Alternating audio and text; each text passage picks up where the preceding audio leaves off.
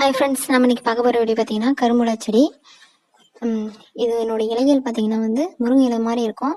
இதனோட இலைகள் கடையில் தான் இருக்கும். இதனுடைய காய்கள் நிறைய பேருக்கு இது பல்லுக்குச்சி செடின்னா தான் தெரியும். இதில் பல்லு விளக்குறதுனால பல்லு வலி வராது, பல்லு நல்லா ஸ்ட்ராங்காக இருக்கும்னுட்டு இதில் பல்லு விளப்பாங்க.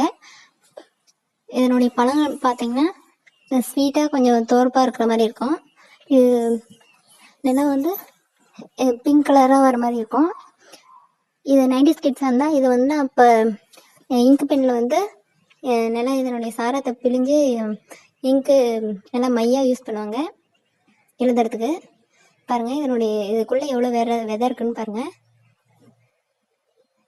நல்லா இப்போ பார்க்குறது நல்லா பிங்க் கலராக இருக்கிற மாதிரி இருக்குது.